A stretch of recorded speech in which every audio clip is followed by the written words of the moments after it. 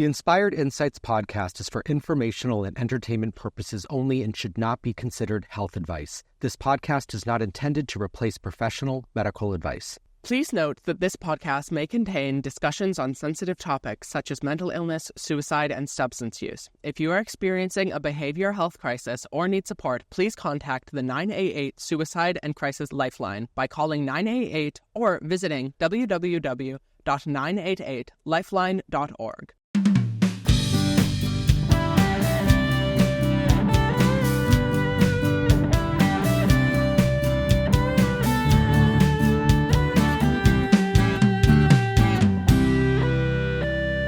Soren! Chris! Welcome back. Season 2, baby. Season 2 of the Inspired Insights podcast. Welcome back, listeners. It's nice to have everyone here with us again. I am Chris McLaughlin. I'm Soren Peterson. And this is Season 2, the start of a brand new season. The dawn of a new era. How are you feeling about that? I'm feeling super excited.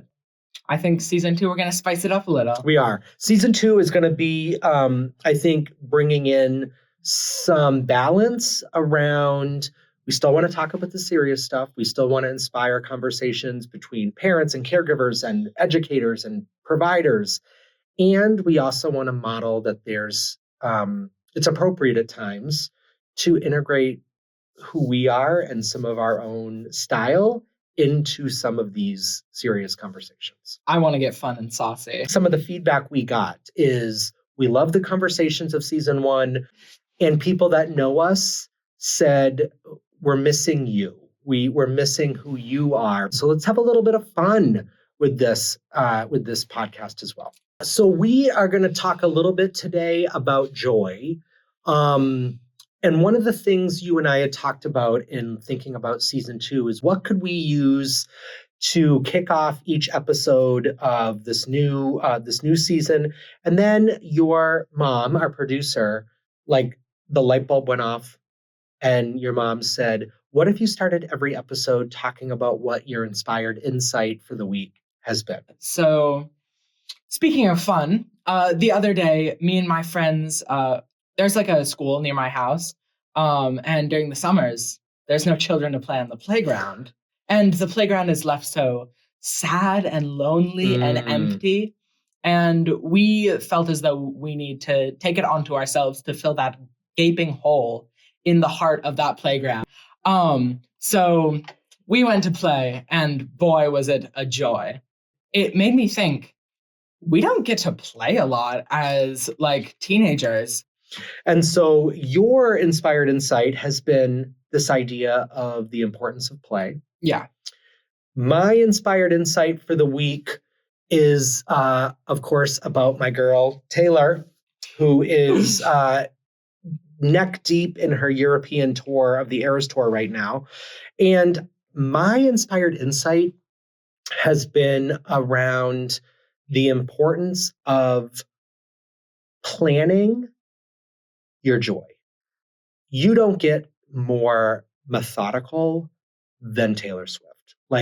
Nothing is by accident. She says, if you fail to plan, you plan to fail. And I'm also eyeball deep down the rabbit hole of when is she releasing Reputation Taylor's version? When is she releasing Debut? All signs point to those things wrapping up this year in 2024. And as I explore this stuff in my brain, my insight is plan and how freaking fun it has been to be a Swiftie during this Eras Tour era, the era of the Eras Tour. And that's been a lot of my joy that I have been living in. But I think we should start this premiere Season 2 episode with a definition. So Soren, what does joy mean to you?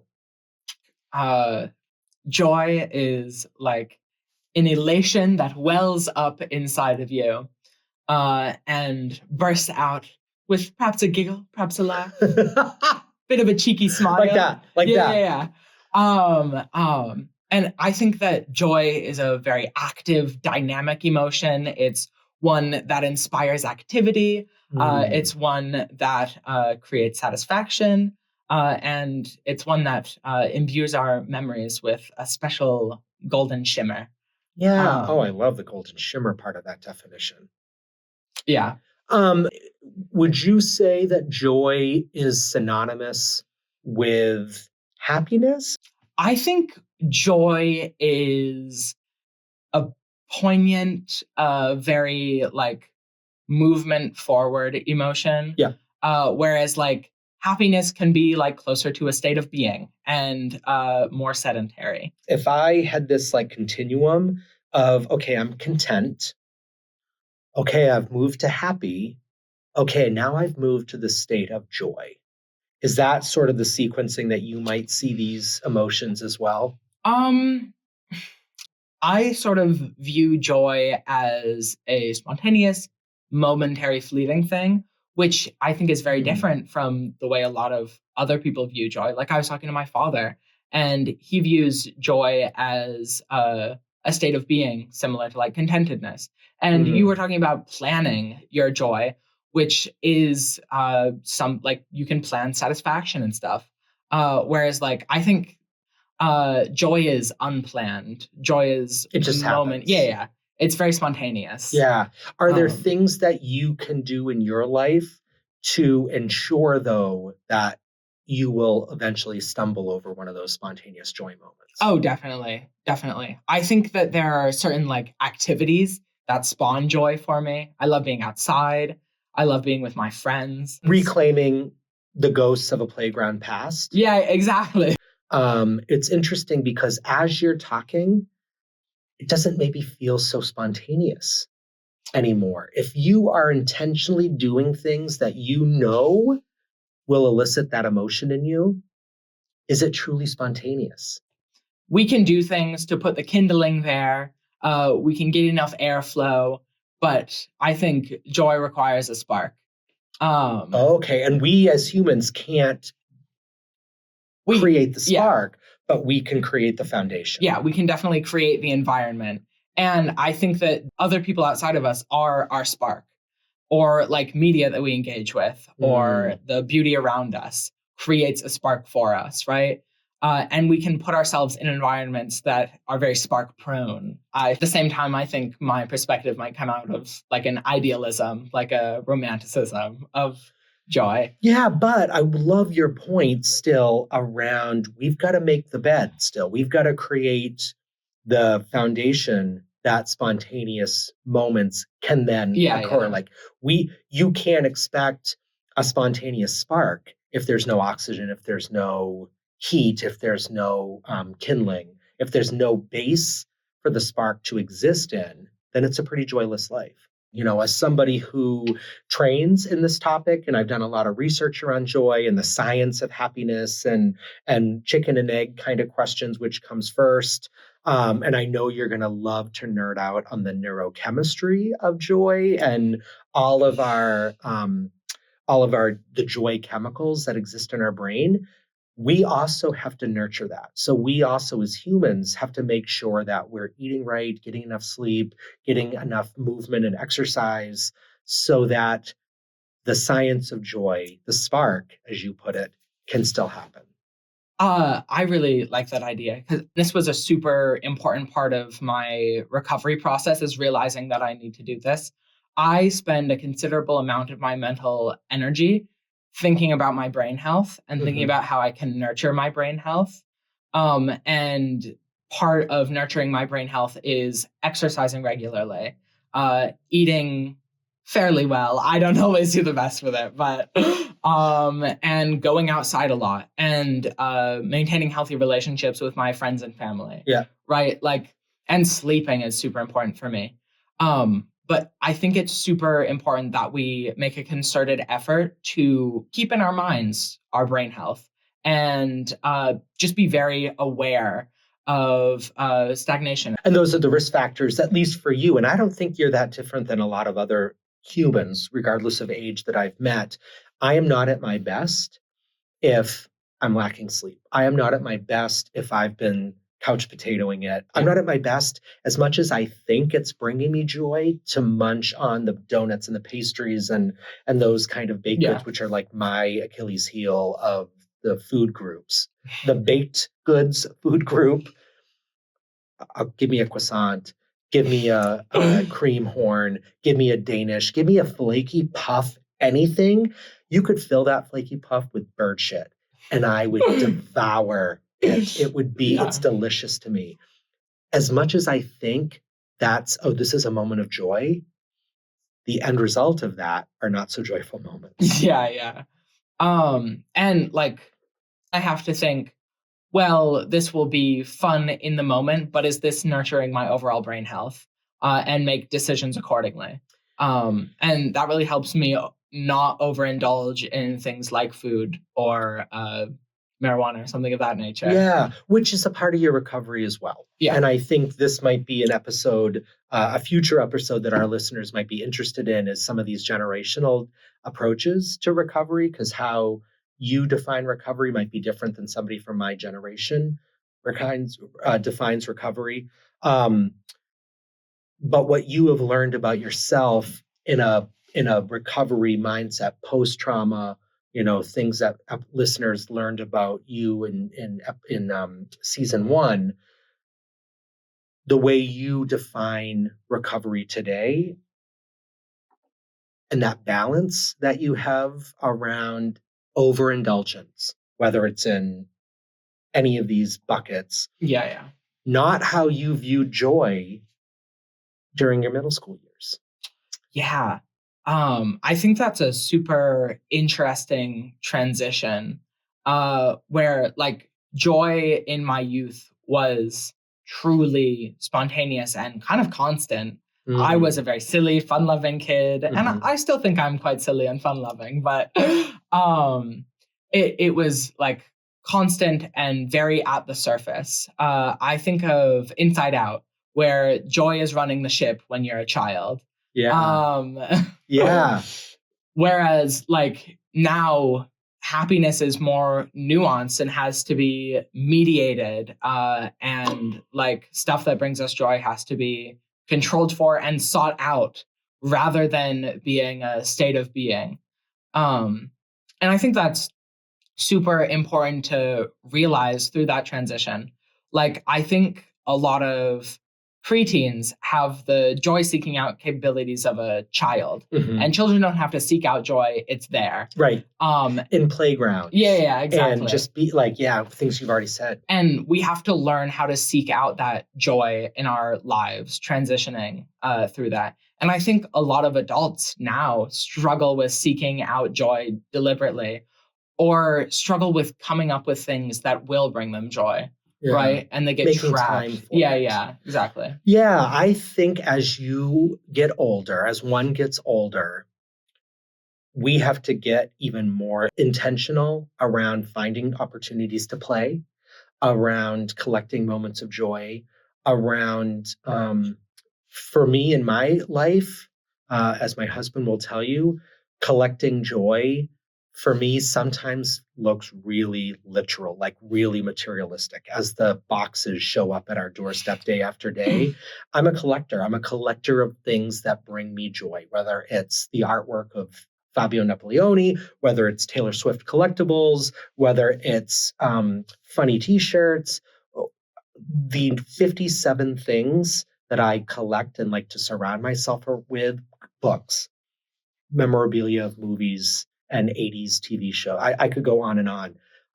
For me, at almost 50 years old, collecting joy has become a really literal process of decorating my environment in the things that bring me joy.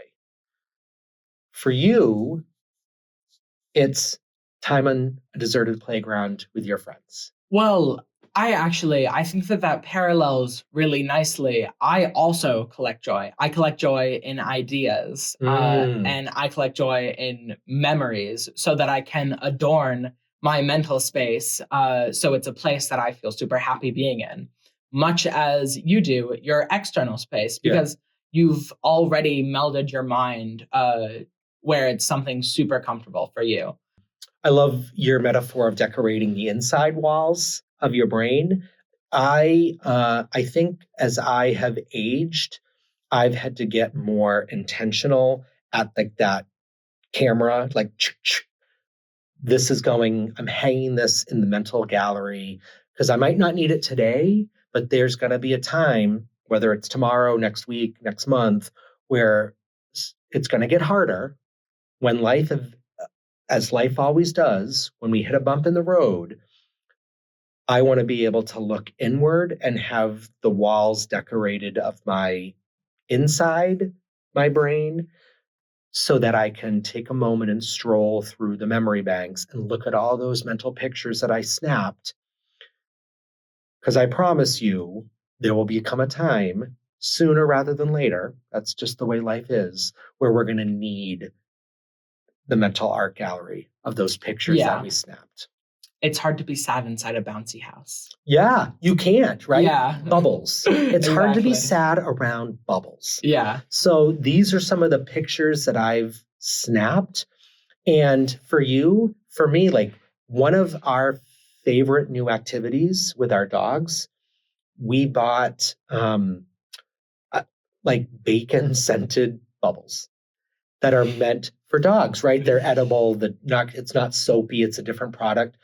Watching our dogs bite after bacon bubbles never will get old for me.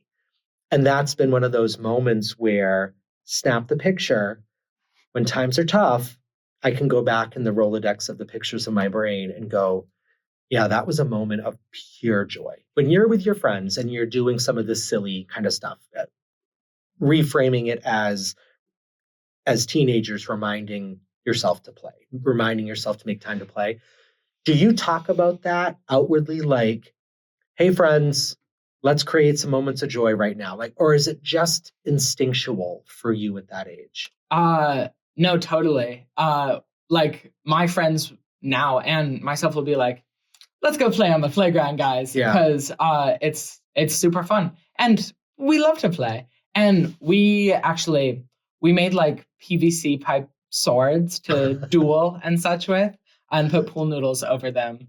They're all broken down now. It's really sad. But like, we do make a very concerted effort to play and be creative. And like, most of the time that we hang out, we're either talking or playing. Yeah. And for you and your friend group, do you take a lot of pictures or selfies?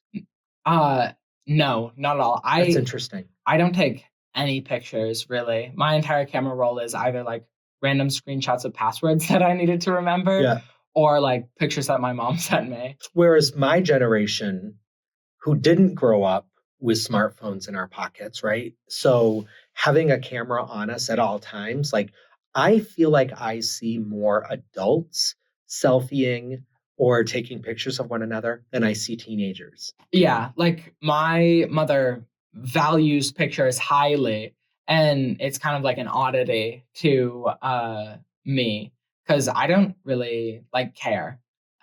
Given, I think it might be semi a result of my memory and such. Like an age difference. Yeah. Maybe. Yeah. But like, once you get older, it's more important to savor those things. Yeah. Ouch. Ouch. Your mom, for years, for anybody that knows your mom, knows that she does a second of video every day. And at the end of the year, creates a 365-second video that is literally a culmination of 1 second of video every single day. Yeah. Every single day.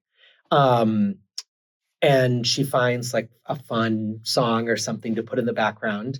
And then she publishes her 6+ minute video of you all playing a second a day. It's fascinating to me. And like clockwork. I've been out with your mom and she's like, oh, dang, I haven't done my second video today. You want to be in my second video? And we're all like, yeah, I'd love to be in your second video today. But she's creating a joy reel, right? Of things of her life that you and your brother and your dad are obviously well represented in, where she can refer back to this. This will live forever. Yeah. And I am super glad because on my phone, all the cameras from her old phone transferred to it through iCloud. And I get to look back at pictures of me when I was like 9. Oh, that's so cool. And I think it's very cool. Yeah. Because boy, was I cutie patootie. What do you see though in those pictures when you look back? Do you see 9-year-old Soren experiencing joy? Um, I was always giggling and Yeah. always laughing, and always beaming with pride for myself. Yeah. And like I have looked at those pictures and I remember that. I think we look back on our memories and slowly they become like drained of their saturation, until we're left with only like a vague feeling about it, rather than like a strong visualization and a thought process. Um, but looking back at those brings it back to some extent for me, and I find it super valuable. Which then makes me think, why am I not taking pictures of my You friends just now? read my mind. But it's too much work. You just read my mind that of all the fun times that you have described with your friends, also in our previous episodes, I sit here thinking, the fuddy-duddy in me, like, you're going to regret not having pictures of that physically or digitally to refer back to someday. Yeah, probably. But I think, I don't know, it takes away from the moment when it's like, okay, guys, let's take a picture. Yeah. Does it feel artificial? Yeah. It does. I mean, forced. On occasion, we do like a photo shoot, but it's very like staged and in an area. Like it's just funny pictures. It comes like bringing this kind of full circle to me about collecting joy and how, for me, that's become quite literal. For you, it remains a little bit more metaphorical, that you are collecting memories, whereas I'm collecting stuff and um, making those memories a little bit more permanent with a photo or with like, I'm not a journaler. Do you journal? No. Yeah. So I'm not doing anything pen and paper to put that stuff in deeper memory. And so for me, having a space physically where I'm surrounded by the things that elicit a feeling of joy or potential, they're the kindling where joy moments can spark. And to occasionally go through the reel on my cell phones and look at those moments and remind those moments. One of my favorite, and I know this is my husband's daily activity, is doing Facebook memories. And on this moment last year, 3 years ago, 8 years ago, and just going back in time and remembering what this day looked like in the past is another way that I can look back and smile. For a long time, actually, I used to get really sad looking at old things because I was like, well, this was when I was like quite mentally ill. I thought that I would never reclaim the same like amount of happiness that I saw in those pictures. And so it would just make me really sad. But like now I am sort of embracing my past, and I look back at my childhood and I'm like, this is so awesome that I got to experience all this. And it makes me super happy because I was such a cute little giggly kid. Yeah, you were. Yeah, and I've sort of reclaimed my happiness from the past rather than my happiness from the past creating sadness in the present. Oh, just sit with that for a second. Oh, I mean, I think it's part of the recovery process or the way you have personalized your recovery process. And it truly, for me, for listeners out there who might also be struggling with depression or anxiety or traumatic things happening, like we all know, like we've all had shades of these things in our past. Your story of where you are now with joy compared to where you were really inspires some hope. It inspires hope in me, certainly. I hope that it inspires hope in others. It does, and it will. As we wind down this conversation about joy, the whole reason I wanted to bring this, especially to our first episode, is I wanted you to know that through the process of doing 8 episodes of a podcast that we have been talking about for months and months and months before your mom built the kindling pile high enough for it to happen, this whole experience has brought me joy. And having these conversations with you and learning more about who you are and hearing your story has inspired joy in me. I have come away from every episode feeling good, I think. Good. And I hope that the listeners come away from every episode feeling good as well. Yeah, even though there are moments of tough stuff and serious stuff we're talking about, the umbrella that tough stuff lives under or is shaded by, the umbrella is hope. Yeah. And the umbrella is, it does get better. It will get better. Brighter days are still ahead. And you live that every day. Like I hope you go back and listen and watch this episode again. The smile that comes on your face when you talked about playing in a playground, when you talked about creating fake swords, when you talked about bubbles, that is real. That is real. And there's a quote from Brene Brown, one of my social work heroes, about collecting joy fuels resilience.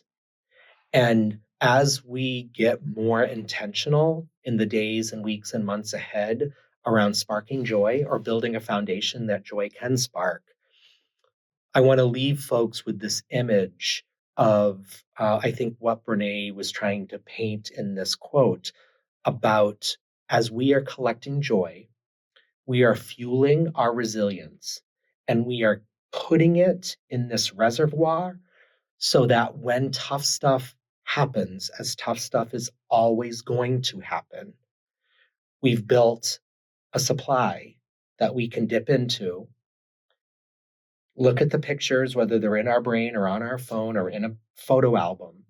Yeah. Remember those moments and fuel the resilience to go even further, more forward. Totally. I think that will wrap up our first podcast of season 2 on joy. We look forward to seeing you next week. I've been Soren Peterson. I am Chris McGaw. Have a lovely day. Thank you. The Inspired Insights podcast has been brought to you by Inspired Consulting Group, LLC. Edited and produced by Amanda Seidel and Derek Harder. Marketing support for the Inspired Insights podcast by Elizabeth Keenan. Music by Derek Harder. Please visit www.inspiredcg.com to learn more. Copyright 2024. All rights reserved.